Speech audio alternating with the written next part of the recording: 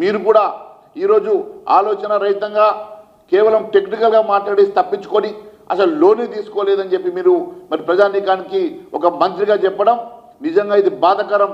వెంటనే మీరు బహిరంగ క్షమాపణ చెప్పాల్సిందిగా మేము డిమాండ్ చేస్తూ ఉన్నాం. అంతేకాదు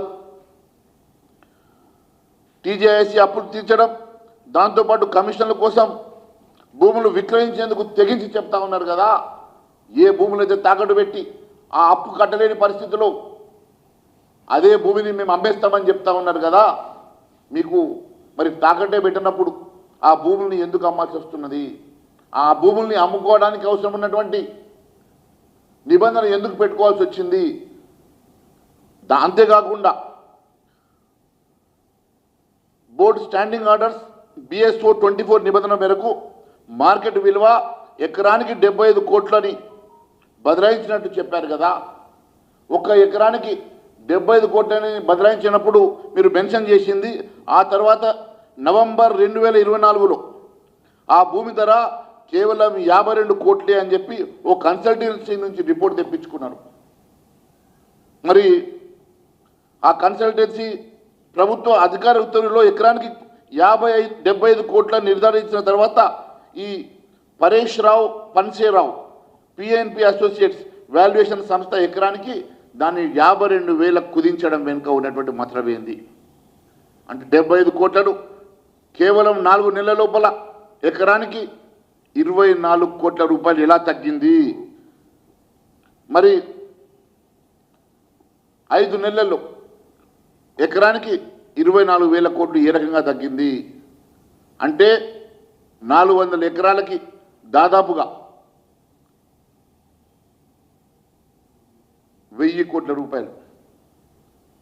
మరి ఏ రకంగా వాల్యుయేషన్ని మీరు 10,000 కోట్ల రూపాయలు ఏ రకంగా వాల్యుయేషన్ తగ్గించారు? 10,000 కోట్ల రూపాయలు వాల్యుయేషన్ తగ్గించారు. 10,000 కోట్ల రూపాయల వాల్యుయేషన్ ఏ రకంగా తగ్గించారో మీరు మరి సమాధానం చెప్పాల్సిన అవసరం ఉన్నది. ప్రభుత్వం ధర 75,000 కోట్లని మీరే చెప్పారు.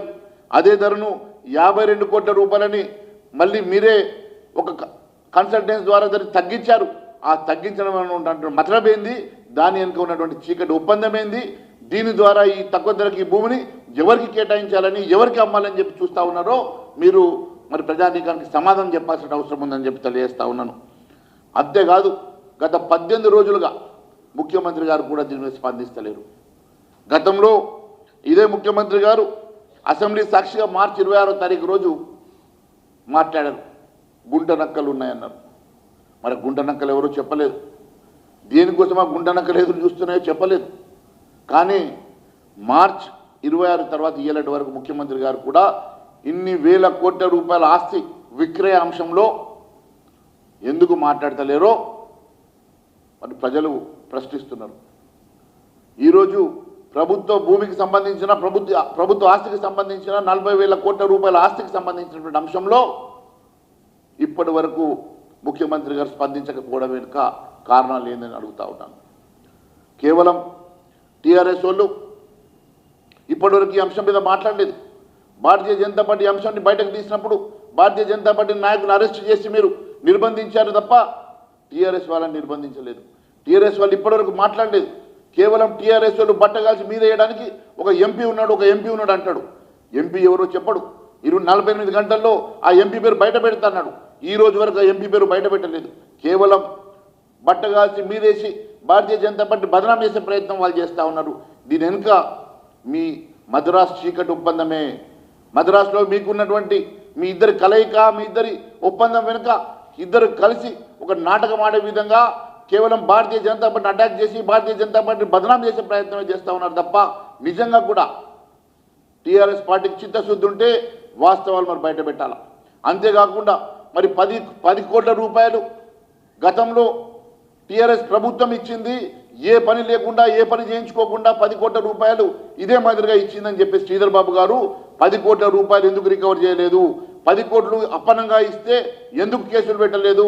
10 కోట్ల రూపాయలు అప్పనంగా ఇస్తే వాటి మీద చర్యలు ఎందుకు లేవో దానికి కూడా మీరు సమాధానం చెప్పాలని చెప్పేసి మేము డిమాండ్ చేస్తూ ఉన్నాం. అంతేకాదు మేము చేసేటువంటి డిమాండ్లలో 400 ఎకరాలు విక్రయించే సమస్య లేదు.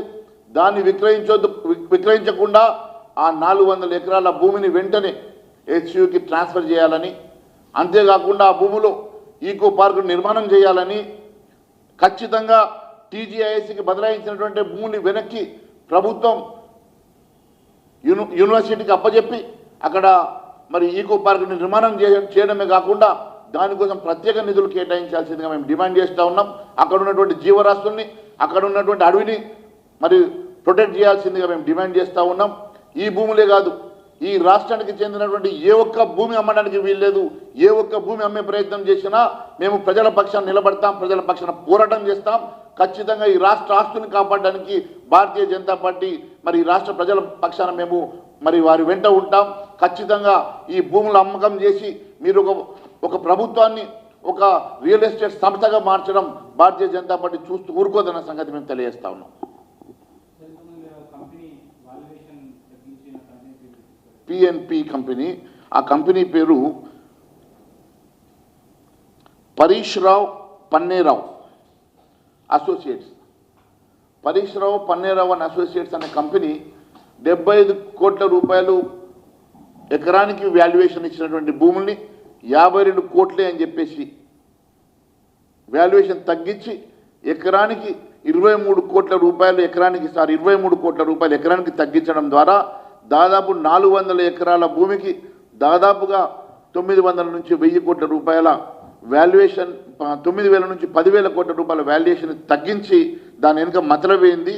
మరి ఎవరిని దాన్ని వెనుక మరి తక్కువ అండర్ వాల్యూ చేసి ఆ భూముల్ని ఎవరికి అప్పగించాలని చెప్పి మరి దాని వెనుక ఒక పన్నాగం ఉన్నదో అది బయటకు రావాలని చెప్పి మేము డిమాండ్ చేస్తా ఉన్నాం. అదేమన్నా ఉంటే బయట పెట్టమనండి.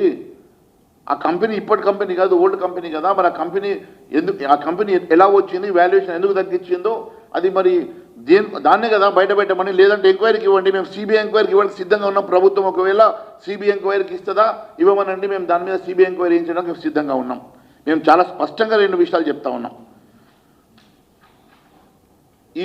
ఈ రాష్ట్ర ప్రభుత్వం ఒకవైపు భూములు తాకట్టే పెట్టలేదని ఐసిఐఎస్ నుంచి లోనే తీసుకోలేదంటది. ఇదే రాష్ట్ర ప్రభుత్వం ఇదే భూమిని ఐసిఐసిఐ బ్యాంకుకి ట్రాన్స్ఫర్ చేస్తుంది.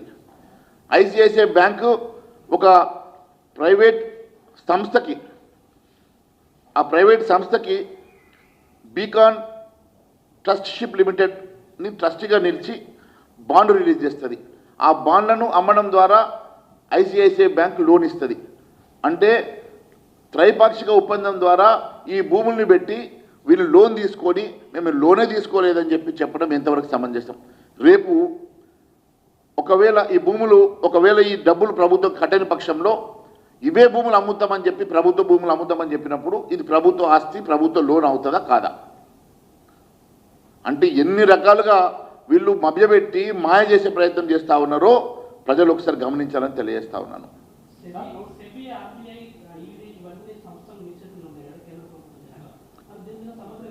మేము రెడీగా ఉన్నాం. ప్రభుత్వం ఒకసారి దీని మీద ఎంక్వైరీ చేయమని చెప్పి ఒక లెటర్ రాస్తే 24 గంటలు ఎంక్వైరీ చేయడానికి సిద్ధంగా ఉన్నాం.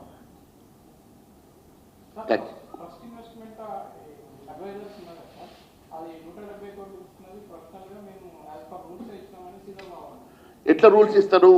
బాండ్ విక్రయం చేయడానికి అట్లాంటి ప్రతి మంగళవారం బాండ్ విక్రయం చేసి 2,000 కోట్ల రూపాయలు లోన్ తెస్తుండ్రు కదా, మరి దానికి ఎందుకు ఇస్తలేరు?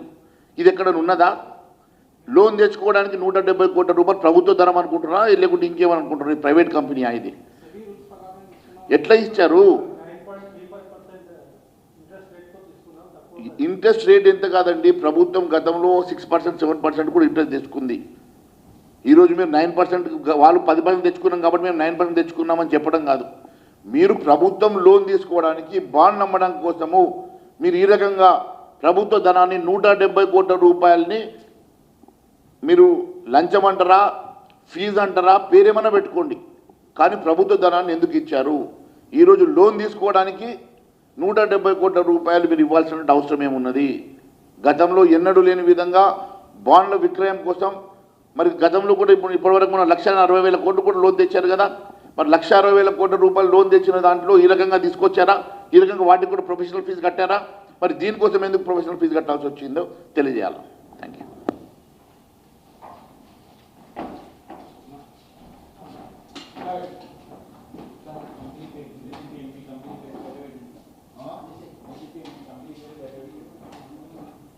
TNT కంపెనీ ఎవరిది కాదండి.